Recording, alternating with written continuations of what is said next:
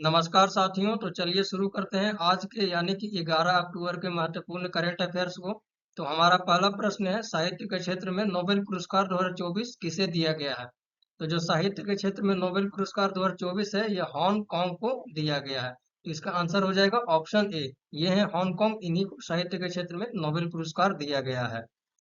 साहित्य में जो नोबेल पुरस्कार 2024 है, वो इस बार दक्षिणी कोरियाई लेखिका हांगकांग को दिया गया है, जिनकी उम्र 53 वर्ष है। इनको 10 अक्टूबर 2024 को दिया गया। कहाँ दिया गया? तो स्टॉकहोम, स्वीडन में दिया गया। और इनकी पुरस्कार राशि के तौर पर 11 मिलियन क्रोना दिया जाएगा, यानी कि 1.1 मिलियन डॉलर दिया जाएगा।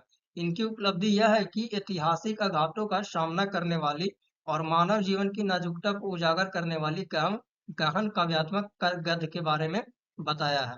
अब यहाँ पे एक प्रश्न ये भी बनता है कि जो नोबेल प्राइज है साहित्य के क्षेत्र में, ये किस एकेडमी द्वारा दिया जाता है? तो ये royal Swedish academy of sciences द्वारा दिया जाता है। अच्छा, इनके अलावा वर्ष 2023 में जो नोबेल पुरस्कार साहित्य में दिया गया था, वो जॉन फासे को दिया गया था। उन्हें अभिनव नाटकों और गद्य के लिए इस सम्मान से नवाजा गया था। साथ ही साथ फासे ने अपना पहला उपन्यास रेड एंड ब्लैक में आत्महत्या जैसी संवेदनशील मुद्दों पर भी लिखा था। और जो 2022 का जो नोबेल पुरस्कार है साहित्य के क्षेत्र में, वो फ्रेंच लेखिका एनी अर्नो को दिया गया था। इनका साहित्य कार्य ज्यादातर आत्मकथात्मक समाज शास्त्र पर आधारित होता है। अगला प्रश्न है, हाल ही में भारत के बिजनेसमैन रतन टाटा का निधन हो गया। उन्हें पद्म विभूषण से कब सम्मानित किया गया था? तो जो हाल ही में रतन टाटा जी का निधन हुआ, इनको वर्ष 2000 ईस्वी में भारत सरकार द्वारा पद्म भूषण से सम्मानित किया गया था। चलिए इसके बारे में डिटेल में जानते हैं। 9 अक्टूबर 2024 को भारत के सबसे बड़े बिजनेसमैन टाइकून रहे रतन टाटा जी का 86 वर्ष की उम्र में निधन हो गया। रतन टाटा जी को नाजुक हालत में मुंबई के ब्रीच कैंडी अस्पताल के आईसीयू में भर्ती कराया गया था, क्योंकि पिछले कुछ दिनों से उनके स्वास्थ्य काफी खराब चल रहा था। अब रतन टाटा जी के बारे में जान लेते हैं। तो इनका जन्म 28 दिसंबर 1937 को बॉम्बे, महाराष्ट्र में हुआ था। इनके पिता का नाम नवल टाटा है और इनको भारत सरकार द्वारा वर्ष 2000 ईस्वी में पद्म भूषण से सम्मानित किया गया था और वर्ष 2008 में पद्म विभूषण से भी सम्मानित किया गया था। अब जो रतन टाटा जी को जितने भी प्रमुख पुरस्कार मिले हैं, उनके बारे में जान लेते हैं। तो वर्ष 2024 में उद्योग रत्न अवार्ड से सम्मानित किया गया था महाराष्ट्र राज्य द्वारा, जबकि वर्ष 2008 में पद्म विभूषण से सम्मानित किया गया था भारत सरकार द्वारा। वर्ष 2000 ईस्वी में पद्म भूषण से सम्मानित किया गया था भारत सरकार द्वारा। इसके अलावा ऑस्ट्रेलियाई सर्वोच्च नागरिक सम्मान वर्ष 2023 में प्राप्त हुआ, यानी कि ऑर्डर ऑफ ऑस्ट्रेलिया से सम्मानित किया गया। वर्ष 2024 में पीवी नरसिम्हा राव मेमोरियल पुरस्कार से भी सम्मानित किया गया, यह भारत सरकार द्वारा। वर्ष 2021 में असम सरकार द्वारा असम वैभव सम्मान से सम्मानित किया गया और वर्ष 2021 में किस मानवतावादी सम्मान से भी रतन टाटा जी को सम्मानित किया गया। बढ़ते हैं अगले प्रश्न की ओर। तो अगला प्रश्न है, कैस सैयद किस देश के दोबारा राष्ट्रपति चुने गए हैं? Algeria, Tunisia, Nigeria, Kyrgyzstan. तो जो कैस सैयद हैं, वो ट्यूनीशिया के दोबारा राष्ट्रपति चुने गए हैं। तो इसका आंसर हो जाएगा ऑप्शन बी। ट्यूनीशियाई राष्ट्रपति कैस सैयद को फिर से 5 साल के लिए चुना गया है। ट्यूनीशिया के चुनाव के लिए स्वतंत्र उच्च प्राधिकरण ने 7 अक्टूबर 2024 को चुनाव परिणाम की घोषणा की, जिसमें कैस सैयद की पार्टी को 90.7% मत हासिल हुए। अब जो ट्यूनीशिया के राष्ट्रपति चुने गए हैं, तो ट्यूनीशिया के बारे में जान लेते हैं। यह है ट्यूनीशिया का मैप। इसकी राजधानी हो गई ट्यूनिस, इसकी मुद्रा हो गई दिनार और इसके वर्तमान राष्ट्रपति कौन हो गए? कैस सैयद। अब जितने भी राष्ट्रपति अभी तक निर्वाचित हुए हैं हाल ही में, उनके बारे में थोड़ा जान लेते हैं। तो जो भारत की राष्ट्रपति है, श्रीमती द्रौपदी मुर्मू है, जो वर्तमान में भारत की राष्ट्रपति। और मैक्सिको की पहली राष्ट्रपति महिला जो राष्ट्रपति बनी है, क्लाउडिया शिनबाम है, जो हाल ही में निर्वाचित हुई है। जबकि अल्जीरिया के राष्ट्रपति हैं अब्देलजीज तेब्बोने। वेनेजुएला के राष्ट्रपति हो गए निकोलस मादुरो। रवांडा के हो गए पॉल कगामे। श्रीलंका के अनुरा कुमार दिसानायके, जो हाल ही में 9वें राष्ट्रपति के रूप में निर्वाचित हुए हैं। चाड के हो गए इद्रिस डेबी। इंडोनेशिया के प्रबोवो सुबियातो। लिथुआनिया के गीतानस नौसेदा। पनामा के जोस राउल मोलिनो राष्ट्रपति हैं। इसके अगला प्रश्न है, वर्ष 2025 में किस राज्य में 38वें राष्ट्रीय खेल का आयोजन किया जाएगा? उत्तर प्रदेश, उत्तराखंड, गुजरात, महाराष्ट्र। तो वर्ष 2025 में 38वें राष्ट्रीय खेल का आयोजन उत्तराखंड राज्य में किया जाएगा। तो इसका आंसर हो जाएगा ऑप्शन बी। चलिए इसके बारे में डिटेल में जानते हैं। उत्तराखंड राज्य में राष्ट्रीय खेलों का 38वां संस्करण 28 जनवरी से 14 फरवरी 2025 के बीच आयोजित किया जाएगा और यह इंडियन ओलंपिक एसोसिएशन द्वारा इस खेल से तारीखों की घोषणा की गई है। साथ ही 25 अक्टूबर और 24 को आईओसी द्वारा इस खेल का पूरा कार्यक्रम जारी कर दिया जाएगा। अब आईओए क्या है? तो इंडियन ओलंपिक एसोसिएशन है जिसकी स्थापना 1960 में की गई थी, जिनके वर्तमान अध्यक्ष पीटी उषा है। अब जितने भी आगामी खेल प्रतियोगिता होने वाले हैं उनके बारे में जान लेते हैं। तो आईसीसी महिला T20 विश्व कप 2024 है, बांग्लादेश में आयोजित किया जाएगा। आईसीसी महिला T20 विश्व कप 2026 इंग्लैंड में आयोजित किया जाएगा। आईसीसी महिला अंडर 19 T20 विश्व कप न्यूजीलैंड और जिम्बाब्वे में संयुक्त रूप से आयोजित किया जाएगा। जबकि विश्व मुक्केबाजी चैंपियनशिप 2025 जापान में आयोजित किया जाएगा।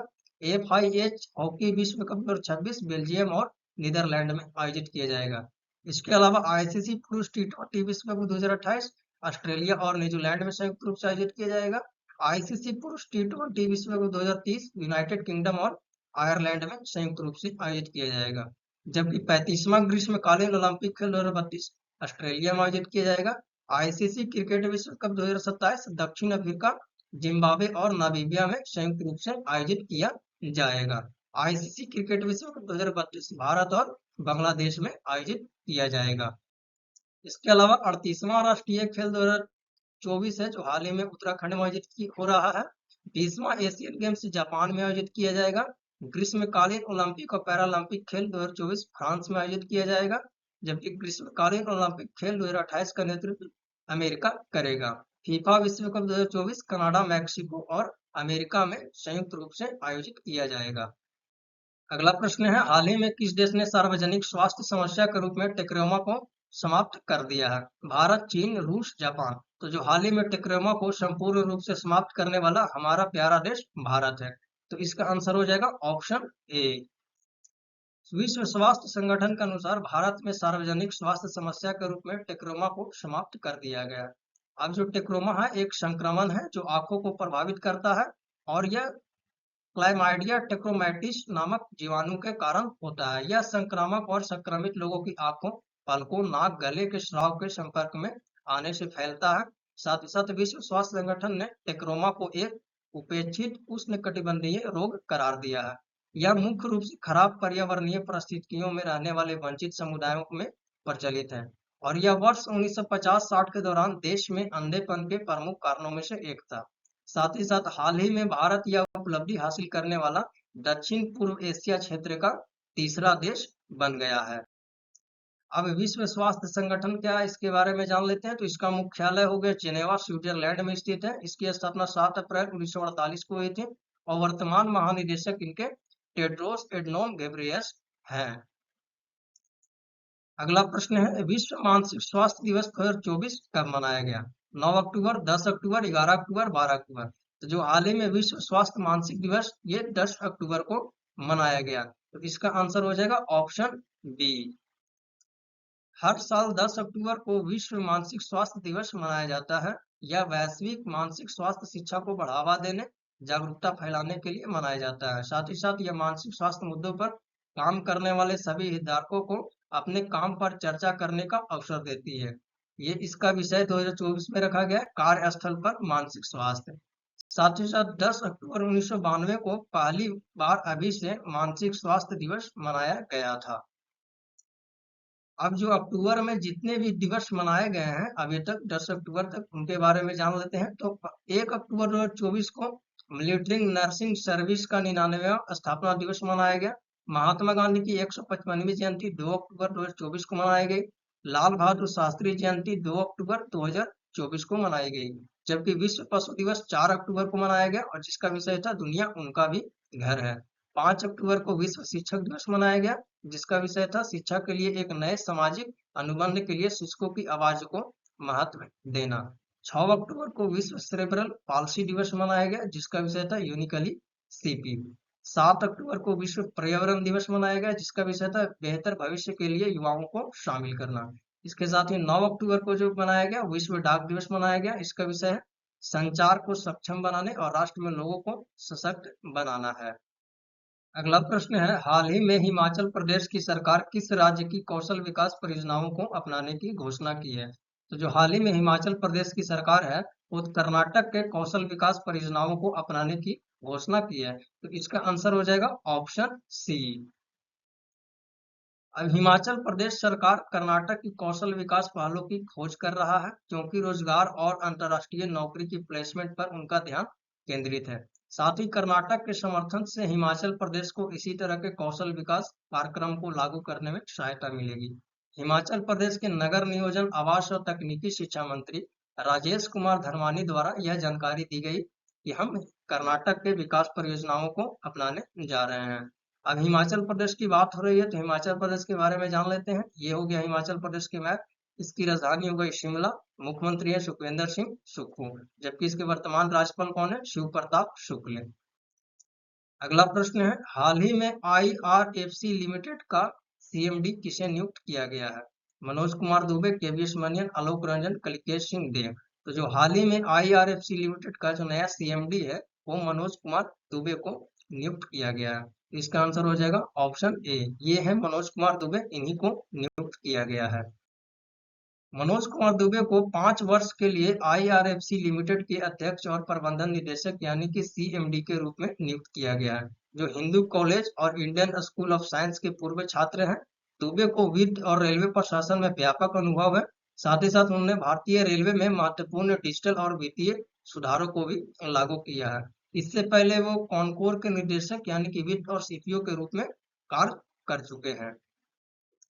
अब जो हाल ही में नियुक्त होने वाले प्रमुख व्यक्ति हैं उनके बारे में जान लेते हैं।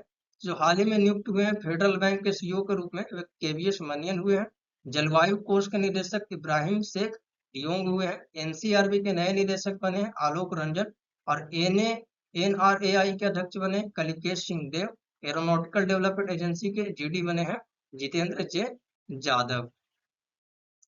अगला प्रश्न है, हाल ही में किस स्टार टेनिस खिलाड़ी ने संन्यास लेने की घोषणा की है? Rafael Nadal, Roger Federer, Saina Nehwal, Leander Paes. तो जो हाल ही में स्टार टेनिस खिलाड़ी राफेल नडाल ने संन्यास लेने की घोषणा की है। ये है राफेल नडाल, इन्हीं ने संन्यास लेने की घोषणा की है। तो इसका आंसर हो जाएगा ऑप्शन ए। 22 बार के grand slam champion Rafale Nadal ने पेशेवर टेनिस से संन्यास लेने की घोषणा की है। उनका अंतिम टूर्नामेंट नवंबर में मैलागा के डेविस कप फाइनल होगा, जो उनके शानदार सफर का समापन होगा। साथ ही साथ नडाल के नाम 92 ATP एकल खिताब है, जिसमें 36 मास्टर्स खिताब और एक ओलंपिक स्वर्ण पदक भी शामिल है। और वह एकल में कैरियर गोल्ड स्लैम हासिल करने वाले 3 पुरुषों में से भी एक हैं। अगला प्रश्न और अंतिम प्रश्न, हाल ही में किसे AAI का सदस्य नियुक्त किया गया है? अनिल कुमार गुप्ता, अविरल जैन, मोहन गुप्ता, KVS मनियन। तो जो हाल ही में AAI यानी कि एयरपोर्ट अथॉरिटी ऑफ इंडिया का नया सदस्य नियुक्त किया गया है वो अनिल कुमार गुप्ता को नियुक्त किया गया है। तो इसके आंसर हो जाएगा ऑप्शन ए।